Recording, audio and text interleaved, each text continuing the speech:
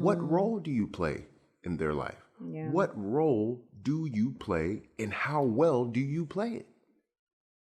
Because if you stay within those lanes, right, you can't get frustrated yourself if more isn't being done.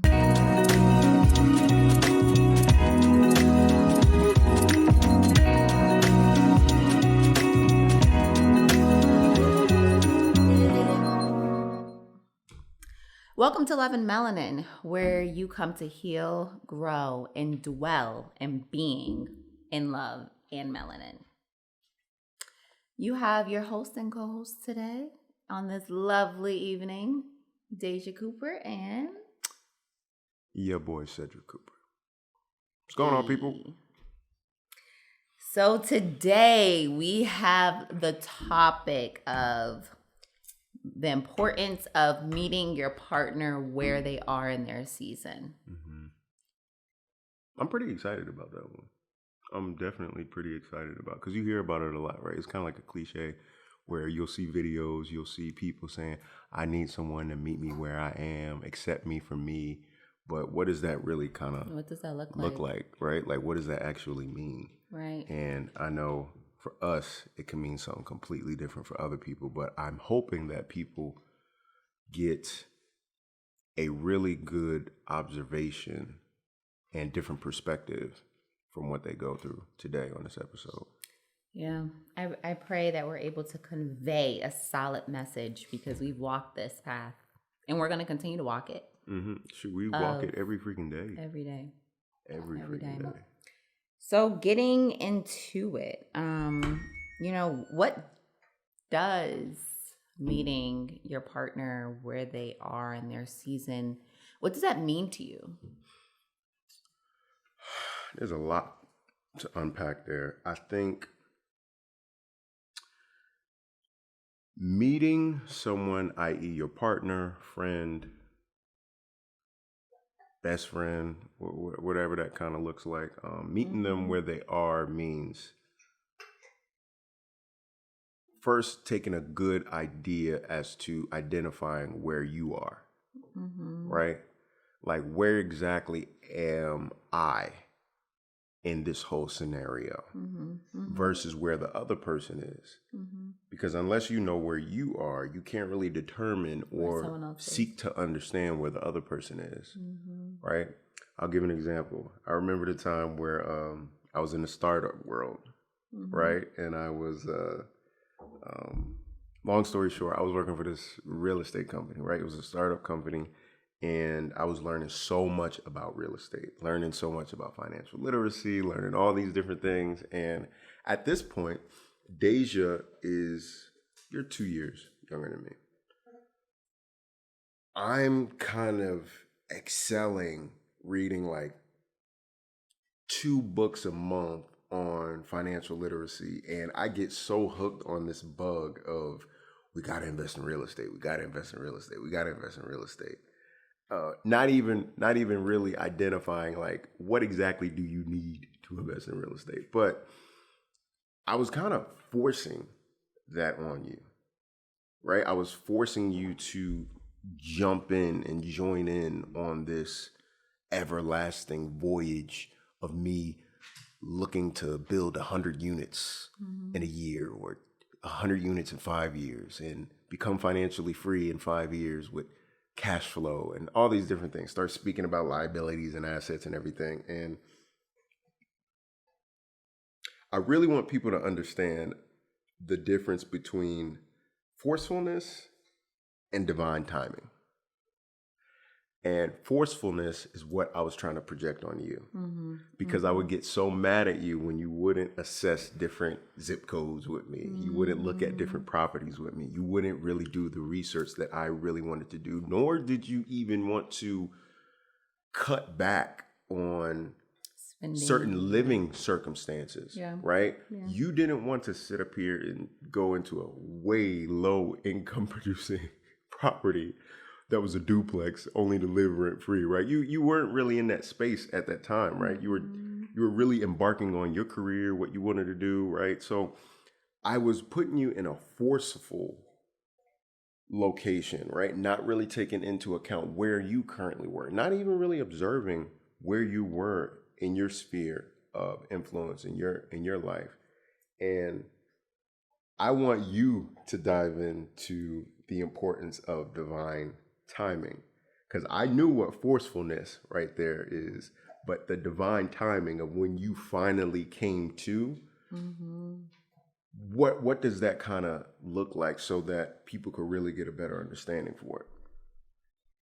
Yeah, I think you brought up a great example because you were so focused on financial freedom, and right, that's a brick at a time. So you're finding ways to bring in additional income, supplemental income, and I just wasn't at that level. I recently graduated from college. I was living my life. I had a great job. I was good, making good money. We had our first apartment, our dog. Like, I was set with where we were. Whereas for you, you were more progressive and thinking more futuristic.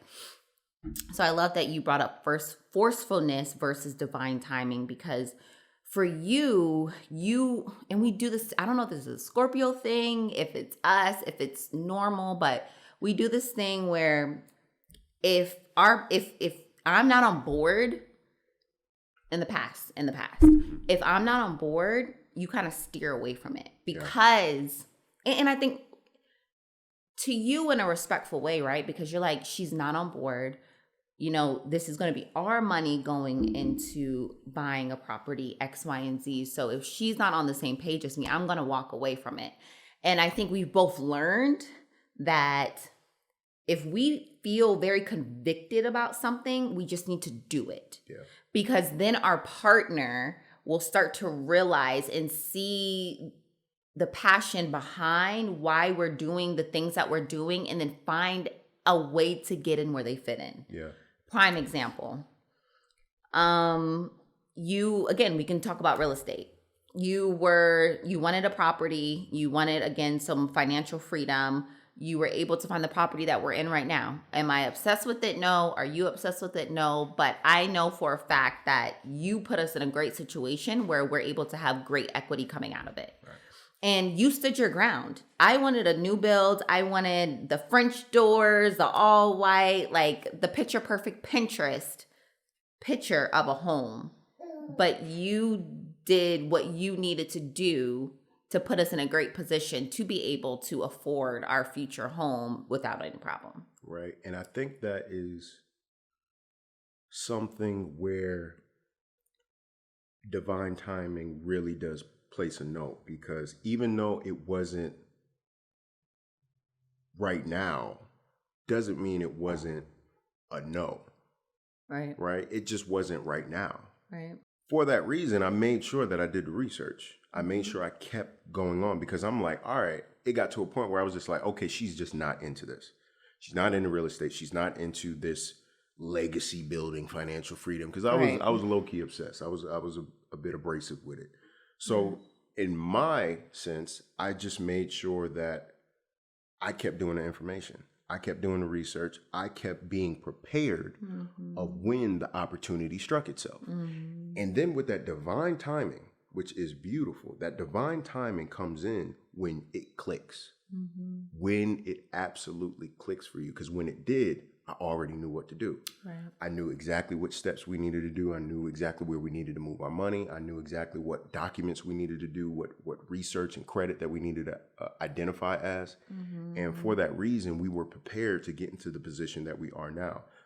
Like you said, is the property perfect? No, but I think it was definitely substantial enough to the point where long term, a couple of years from now, we're going to be good. Bless you, bud. And for that reason, I do also want to point out that when it comes to the forcefulness and the divine timing, I do think it's a catch-22, right? Because there's certain forcefulness that is good for the benefit of the other person, but it needs to be a technical, kind of like an analysis for it, right? And you're smiling. I wonder why. No. Keep going. You're smiling because of Alam. Yeah, our dog. So we got 2 dogs and a son, and our dog is just whining because we're doing the podcast right now. No, we're doing this show. homegrown. We're homegrown. We're in the crib, right? We got a dog right over house. there that I'm sure he will be whining every once in a while, and his tail's wagging right now. So I'm gonna stop looking at him. But anyway, the forcefulness, right? The forcefulness was for you, for example, when I first got out of college, and I was scratching up all this effort and opportunity of becoming an actor, right? Living in my mama's house, on the floor, bad credit, no money saved, not doing absolutely anything. You were calling me and you were just like, said, you got a college degree. You're sharp. You're smart. What are you doing?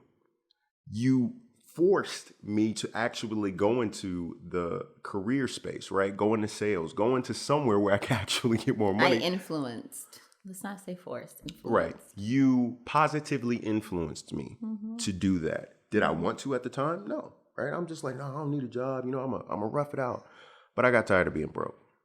And for that reason, I gave in to the influence. And since that moment, I mean, I'm thankful because I have a trade now that I can utilize that has bettered my life and our life financially on a great perspective in our own circle of financial freedom, wherever that kind of means. But there's beauty in the influence, not forcefulness, but there's beauty in that if the person takes time to really analyze, okay, since this person has been in my life, has my life gotten better?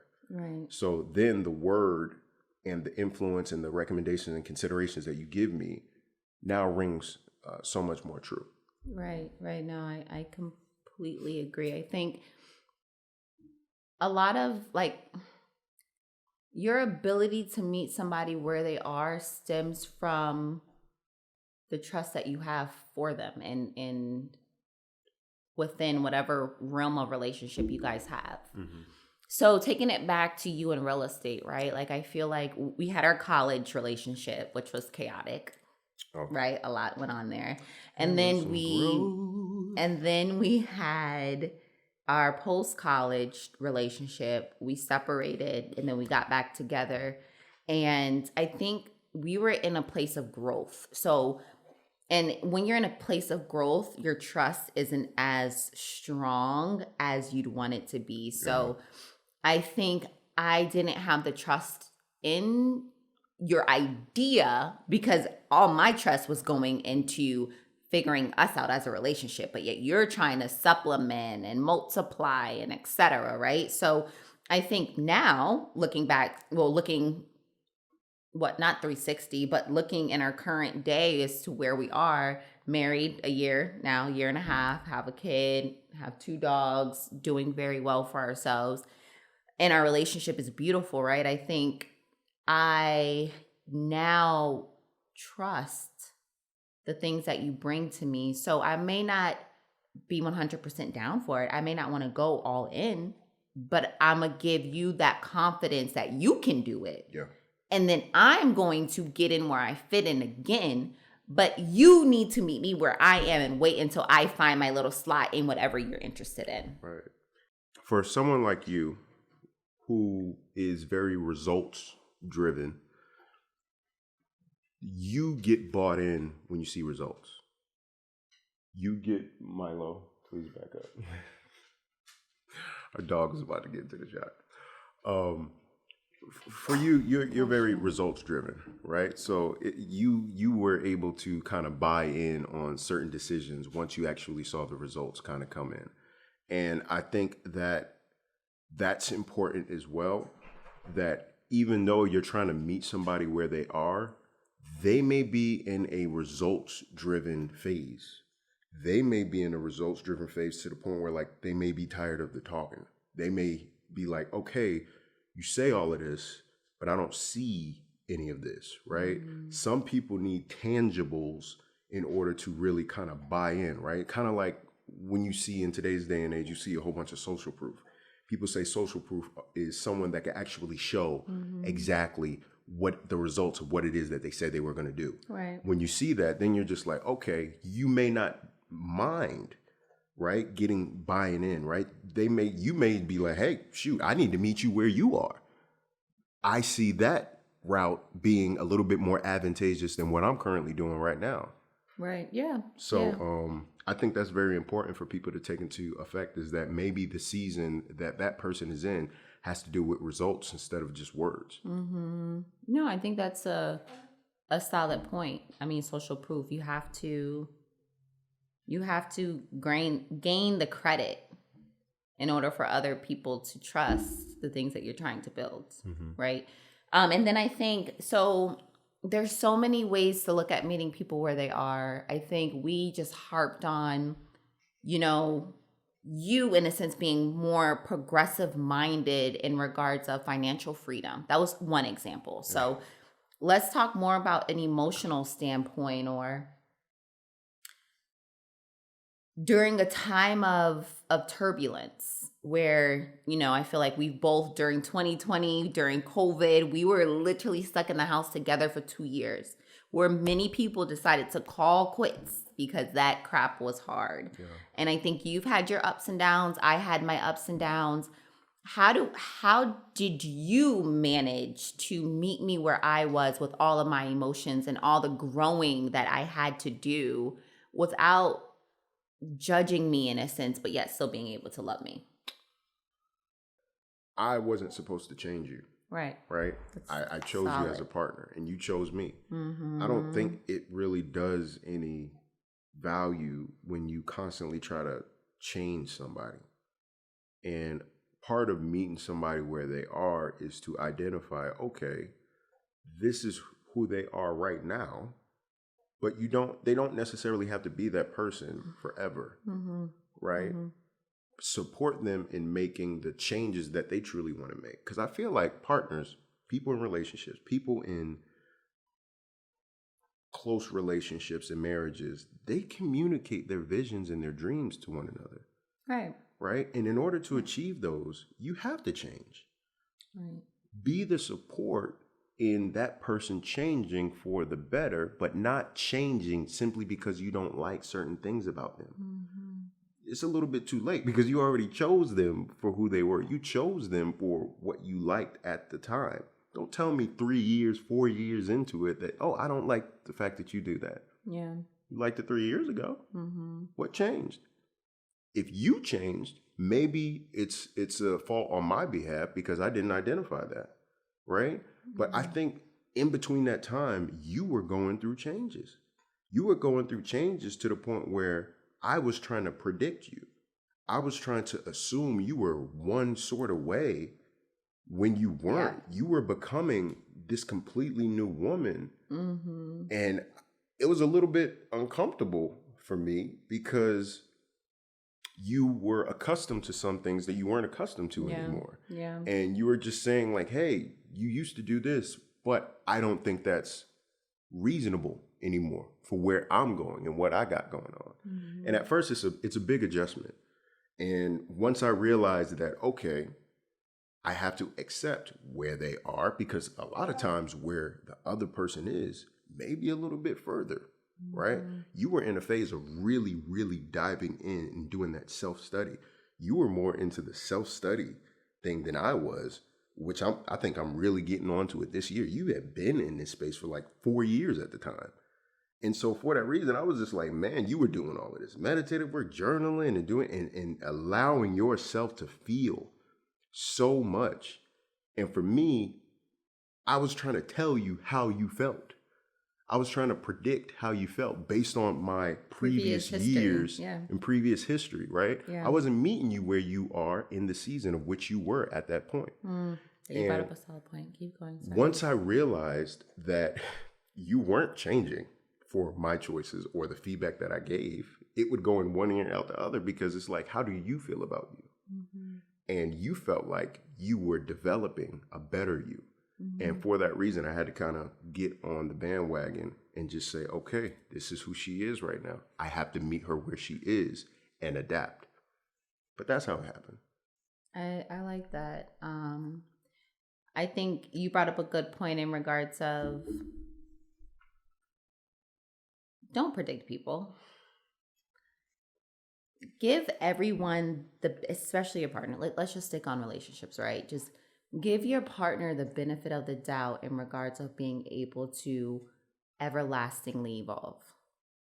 It got to the point where a situation would happen and you would predict my reaction. And I'm like, no. Because that's when I'm gonna have to switch things up so that you can see that I'm not this predictable person. I'm evolving. I'm not going to be this person that you known 2 years ago, 3 years ago. Yeah. But I can tip my hat off to you and say you were able to show me that there is growth after the structure of school that I just naturally grew into. Does that make sense? That makes perfect sense. Okay, perfect. But I think along with meeting somebody where they are and releasing predictions, it's also you need to release expectations. Yes. This is a very sensitive topic because I'm not saying allow people to treat you however they want to treat you. Right. No. I am saying that once you've chosen a partner, you chose them because you should trust them. Yeah. Took me a long time to trust us, to trust you, etc. But I said yes because I found the trust within you and within our relationship. Yeah. So once I trusted you, I had to let go of what I expected from you. Yeah. I think in reverse, it's important for me to constantly over communicate what I need in a relationship, how to support me, the phases I'm in and what it looks like for you to come into my world. Yes. But it's not my responsibility, to your point, to change you because I chose you. Yeah. And within that, you've got to release all the expectations of what you had within your head in regards of your partner. Yeah, I like that. I like that. And I have in my notes right now is that when you set expectations, in a way, you could be setting a ceiling. When you say, I expect X, Y, Z, and if that person only does X, Y, Z, they feel as though they're hitting your ceiling. Allow the person to explore a little bit. Allow the person to really tap into other areas that could really serve you. Yeah. Right? Yeah. And I do think it's important that the expectations that myself set, right? When we first started dating, I was this goofy, funny guy all the freaking time. Every time you came around me, I had something new, a new story or whatever. And those expectations were set. So every time you were with me, you were expecting an extravagant moment, a moment that was going to be funny and filled with laughs. Right. I never showed you the part of when I'm going through something a little bit hard. I didn't show you the part of when I was going through a growth period. I never showed you those parts. So when you had to learn that, you were just like, oh, wait a minute. Like, what is all this? This is not the guy that I fell in love with. This is not the guy that I wanted to spend the rest of my life with. What's going on here? Right. And then there was a recalibration period that we had to recalibrate and kind of refresh and reload our relationship at that point to say, okay, this person isn't this person all the time, but it's responsibility on me because I'm the one that set those expectations. Right. Sometimes people get so wrapped up into, oh, they got so much high expectations for me. You got to look at your actions prior to that. Did you take the person out to this huge, expensive environment? Did you tell them how much money you made from the get-go? Did you give this appearance of wearing all this fresh designer and doing all these sort of things and being this overbearing and amazing, extravagant, different person at the beginning? Right. What you start with is what you're going to have to finish with. You're going to have to keep up. And you're going to have to keep it up. Yeah. You got to maintain all of that. Yeah. And those expectations create restraints and it liberates restraints and constraints within a relationship, because once you set that expectation, now you're keeping yourself here. Now you have to go higher than what you did. I rather the expectations be a little bit more grounded, right? I rather have the expectations of being a great listener for you, because those are things that could only get better, right? I rather have expectations of making sure that I'm not losing my temper. You can talk to me. Yeah. You can really we could dive into deep conversation, and that setting expectations that I would always ask you a very interesting and eclectic question to make sure that we can really dive deep into the longevity of our relationship. Right, I rather set right, those right, expectations right. because those don't come with a dollar sign. Those don't come with certain expectations of a lifestyle or anything like that, right? I feel as though it creates groundedness That only to allows really you to get meet better, someone yeah. in an authentic space. Right. And I had to learn that, right? Because I was the one that was always the character. Hey everybody, what's going on? We really appreciate you taking the time to delve into Love and Melanin and the conversations that we have on this show. Please make sure to like, subscribe, leave comments, give us other topics you would like to hear, things that we have not covered possibly. And also make sure to follow us on Instagram, follow us on Facebook, and wherever we are available on other platforms. With that being said, please enjoy the show. All right. I think you brought up a great point in regards of if like the importance of not giving your partner a ceiling. Yeah. And I say that because it's like giving someone a ceiling or keeping someone in a box it screams insecurity from the other person, from the partner, right? Because that means that your partner, I mean, maybe not insecurity, but your partner is also afraid of growth. And I was in that season. Yeah.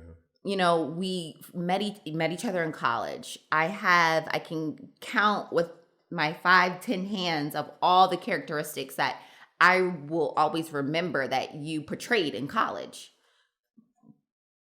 And I was still looking for those same characteristics after college. And I think that's where we were on just two different pages. Yeah. Because you were hanging around older men. You were hanging around men that were advancing in their lives. And me, I just graduated college and I honestly was finally free from soccer and sports and et cetera. So I just wanted to live. Like I had no structure, right? Yeah. So I think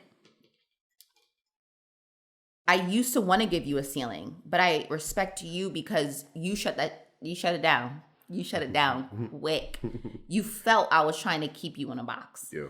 And when I finally realized that I need to release and accept you for who you are, and it's an everyday work. Because some days I feel as though I want to put you back in that box. But when I take the time to meet you where you are, to release expectations and trust in your ability, you bring new things and new perspectives and just a new life to me. Yeah. And it can be from simple things to like big things, you know, like you like to hike. I would have never hiked if it wasn't for you. Yeah. You know, you brought Afro beats into my world. Yeah. You've brought the ability to find the love in reading. Yeah. I used to not enjoy it. You know, of course I read because I knew that it made you smarter, but I didn't find the love from it. So I'm just proud of the fact that one, you didn't allow me to keep you in a box that you knew you didn't deserve to be in. But yet two, I'm proud that I was able to meet you where you were and take something away from the season you were in and implement it into mine only for the greater good. That's beautiful. Sometimes when it comes to meeting somebody where they are, is you playing your role. When it comes to meeting somebody where they are, right? Meeting a partner, meeting a friend. I was talking to my sister the other day, and she was going deep into her experiences of working with her therapist and how her therapist has really been benefiting her mental and her growth. And she said, Cedric, I got to tell you something. I was like, what? She said, I am your sister. Nothing more, nothing less. She said, there's nothing more than that. She was like, I can't force a lot of other things on you because that is what I am. That is my role to you. And it kind of blew my mind.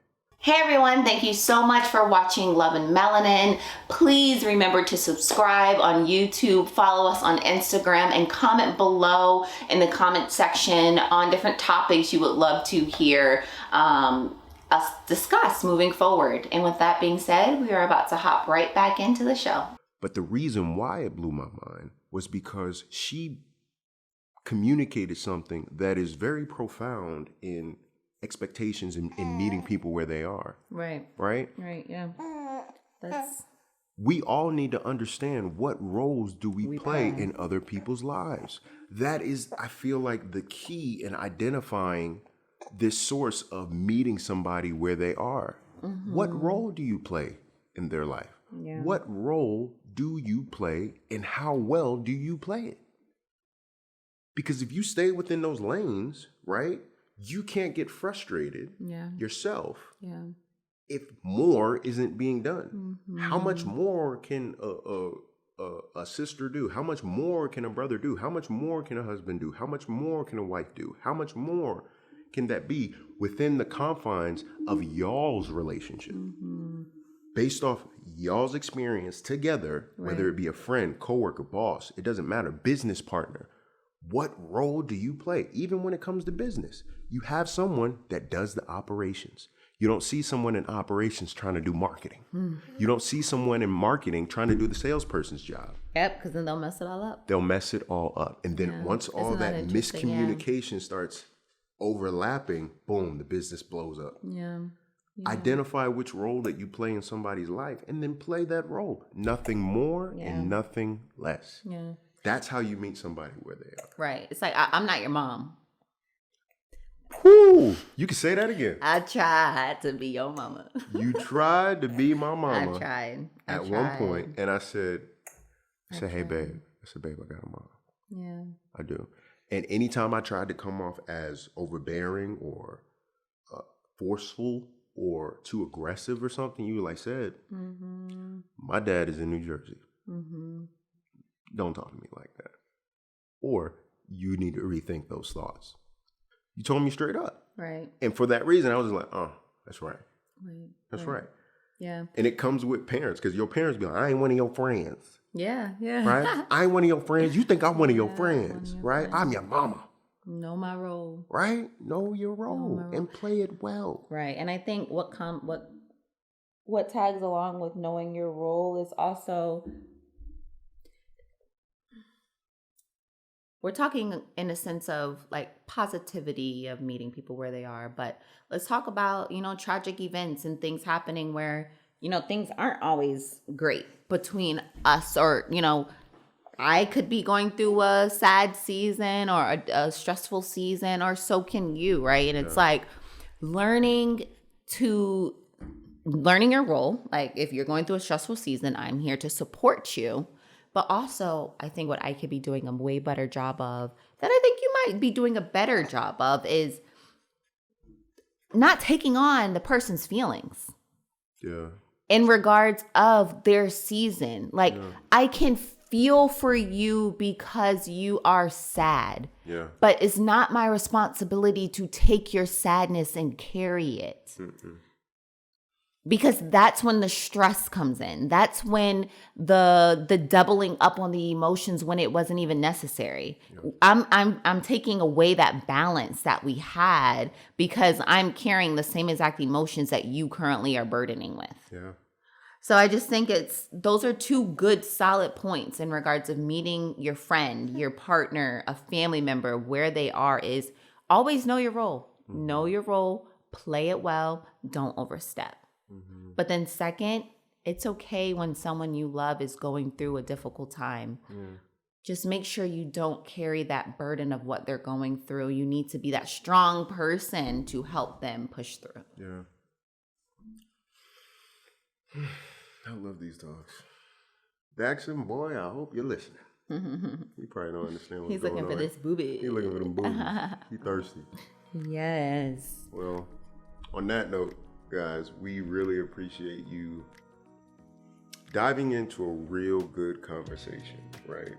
Deja and I, we talk all the time about what it is we're not doing well, what we need to do better, and sometimes it's in our inside voice, sometimes it's in our outside voice. We are not perfect on this at all. Absolutely. But sometimes the more you talk about it, the more you teach yourself too. Right. So we're also growing here, and that's why you come here. You come to Love and Melanin to heal, to grow, and to dwell in the beauty of being in love and Cheers. We appreciate you guys.